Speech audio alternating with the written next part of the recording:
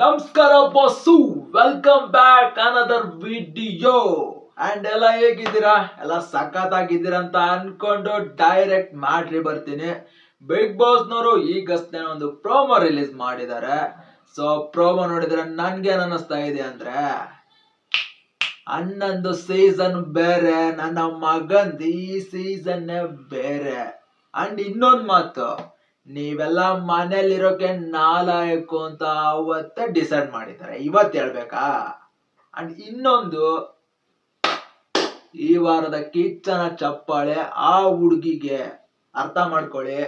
ಈ ಪ್ರೋಮೋ ನೋಡಿದ್ರೆ ನಿಮ್ಗೂ ಗೊತ್ತಾಗುತ್ತೆ ನಾನ್ ಯಾಕಿಷ್ಟು ಡೈಲಾಗ್ ಹೊಡೆದೆ ಈ ತರ ಅಂತ. First promo ನೋಡ್ಕೊಂಬನ್ನಿ. ಪ್ರೋಮೋ ನೋಡಿದ್ರಲ್ಲ, ಏನ್ ಅನಿಸ್ತಾ ಇದೆ? ನನಗ್ ಗೊತ್ತಿದೆ ನಿಮ್ಗೆ ಏನ್ ಅನಿಸ್ತಾ ಇದೆ ಅಂತ.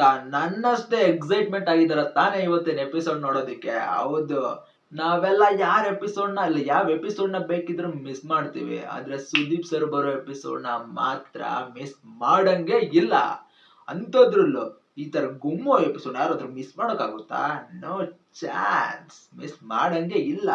ಅದ್ರಲ್ಲೂ ರಕ್ಷಿತ್ ಅವ್ರನ್ನ ಹೆಸರು ಬೇರೆ ತಗೊಂಡಿದ್ದಾರೆ.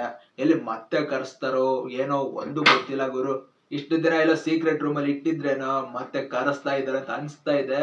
ಅಂಡ್ ಇನ್ನೊಂದು ಟ್ವಿಸ್ಟ್ ಅಂಡ್ ಶಾಕ್ ನ ಕೊಟ್ಟಿದ್ದಾರೆ.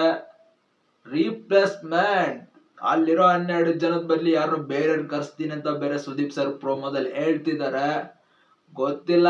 ಅಂಡ್ ಇನ್ನೊಂದು, ಯಾರೆಲ್ಲ ತಪ್ಪು ಮಾಡಿದಾರೋ ಅವರಿಗೆ ಗುಮ್ಮೋದಂತೂ ಗ್ಯಾರಂಟಿ. ಓಕೆ, ಇವತ್ತಿನ ಎಪಿಸೋಡ್ ಯಾರು ಮಿಸ್ ಮಾಡ್ಕೋಬೇಡಿ. ನೀವು ನೋಡಿ, ನಾನು ನೋಡ್ತೀನಿ. ಮತ್ತೆ ಮುಂದಿನ ನೋಡಿ ಸಿಗೋಣ. ಬಾಯ್ ಮಗ.